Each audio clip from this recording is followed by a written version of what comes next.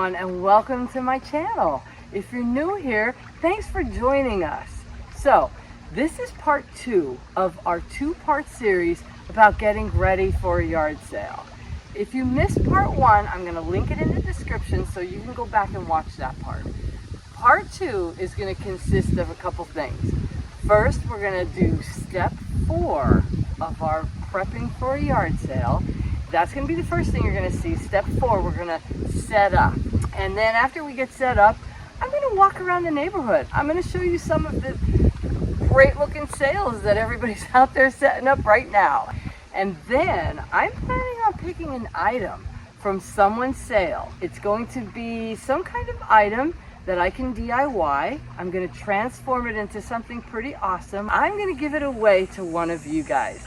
So if you can leave a comment on either part 2 or the first one, part 1 of how to prep for a yard sale, I'm going to pick one of those names and I'm going to send you whatever I come up with. So let's go have a yard sale. Come on.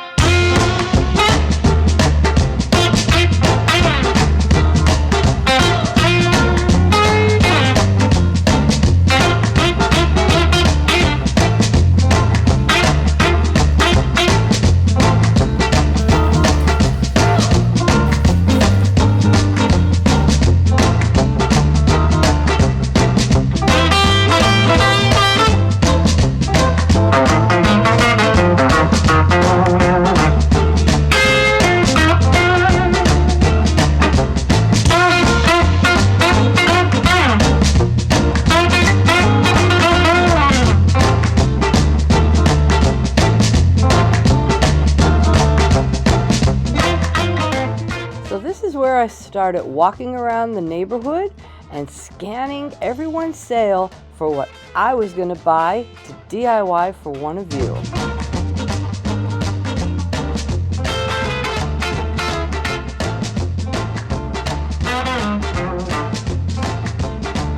See that empty spot coming up on this table? That's where I found it. That's where I got the great DIY item.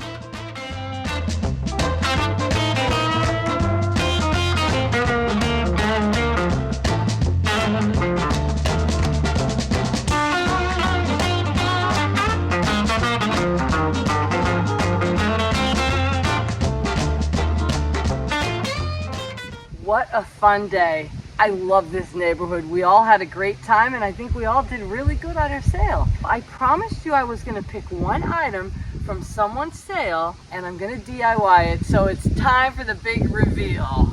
This is it. Now you're asking yourself, what am I going to do with this? So let's get DIY. So first we cut off that front section of it. Then we started sanding and sanding and sanding.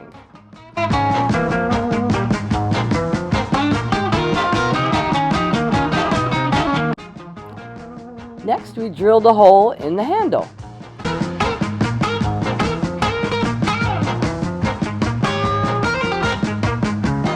Now it's time to paint. So I taped off the right hand third of the cutting board, I'm going to call it now, and I started painting. Now this is a creamy white color that I mixed myself. That's why it's in a jar and I can't even tell you what kind of paint it is. I only have a tiny bit of it left and I've had it forever.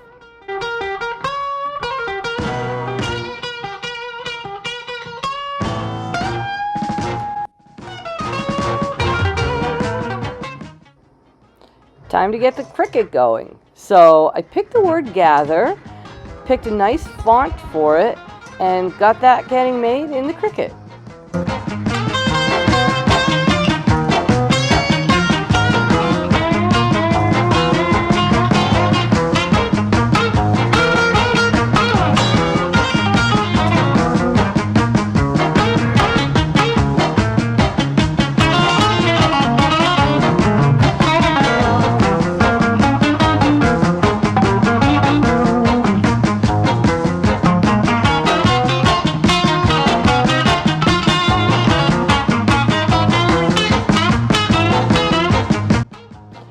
had a braided jute string, so I cut a piece of that, tied it in that hole so it would be like a cute little hanger.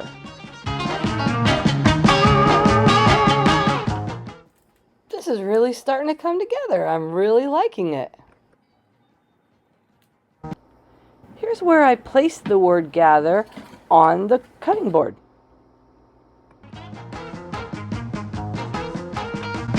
Next, I used a dark stain wax to give it a little color and depth in the wood. I have this wax forever too, so I can't really tell you where I got it because I don't remember.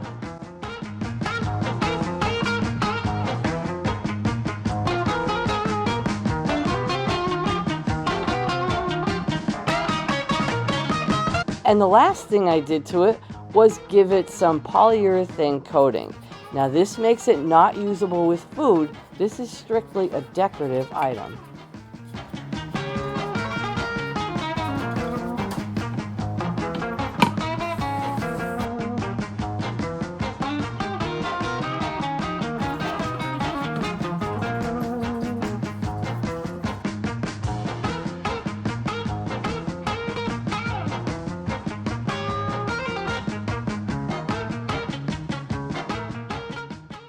Okay, so we're right back here where we started from way back when in the beginning of this series. Part 1 was about how to set up for your yard sale. We went through 3 of the steps. Part 2, I showed you the 4th step. Then we walked around and found something awesome to transform. This was our item. This is what we made it look like. Doesn't this look great? This item serves 2 purposes. First, it shows you that you might actually find a treasure out there in those yard sales. Something you might love to put in your house. And second, it serves the purpose of me appreciating you. I wanted to say thank you to all of the people who are watching and subscribing and liking these videos. I'm going to give this away. I'm going to give you until Saturday morning to make a comment on either part 1 or part 2 of this series.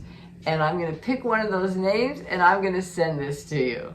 So the only thing left to do is sit back and enjoy how I staged it in my home, and you'll get some ideas of what you can do with it.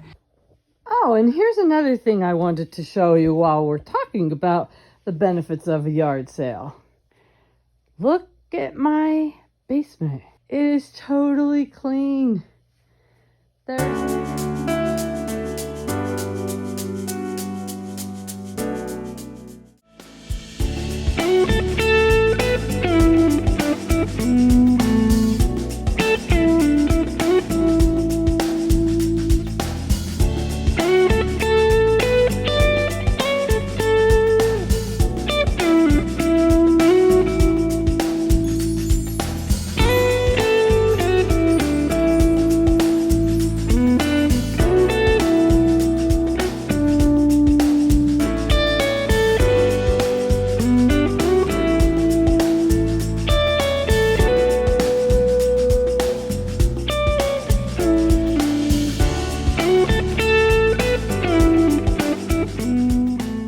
If you have any questions,